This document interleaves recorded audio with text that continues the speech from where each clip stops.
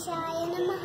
सबिन्दु सिन्धु सुस्खलत्तरङ्गभङ्गरञ्जितं द्विषत्सु पापजातजातकारि वा संयतं कृतान्तदूतकालभूतभीतिहारि वरमदे त्वदीयपादपङ्कजं नमामि देवि नर्मदे। त्वदम्बुलीनदीनमीनदिव्यसम्प्रदायकं कलौमलौघभारहारि सर्वतीर्थनायकं सुमच्छकच्छनक्रचक्रचक्रवाक शर्मदे। त्वदीयपादपङ्कजं नमामि देवि नर्मदे। महागभीरनीरपूरपापदूतभूतलं ध्वनत्समस्तपातकारि दारितापदाचलं जगल्लये महाभये मृकण्सूनुहर्मदे।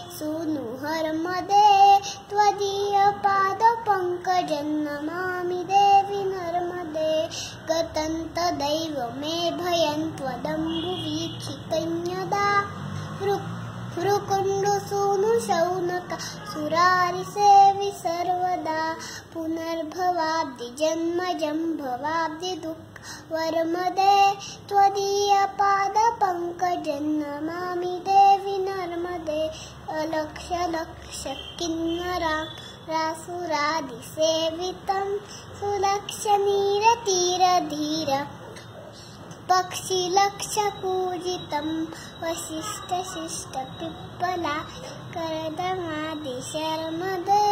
त्वदीयपादपङ्कजं नमामि देवि नर्मदे।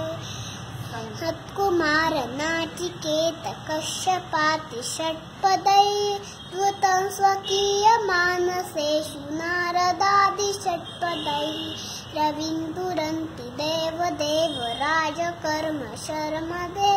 त्वदीयपादपङ्कजं नमामि देवि नर्मदे। लक्ष्यपापलक्ष्यसारसायुधं ततस्तु जीवजन्तुतन्तुमुक्तिदायकं विरञ्चि विष्णुशङ्करं स्वकीयदा वरमदे। त्वदीयपादपङ्कजं नमामि देवि नर्मदे। अहोमृतं स्वनं श्रुतं महेशकेशजातटे किरातसूतवाडवेषु पण्डितेषु थेनटे तापतापहारि सर्वजन्तु शर्मदे। त्वदीयपादपङ्कजं नमामि देवि नर्मदे। तु नर्मदाष्टकं त्रिकालमेव ये सदा पठन्ति ते निरन्तरं न यान्ति दुर्गतिं कदा। सुलभ्यदेव दुर्लभं महेशकेशजातटे प्रभं पुनर्भवा नरा न वै त्रिलोकयन्ति रौरवम्। पादपङ्कजं नमामि देवि नर्मदे।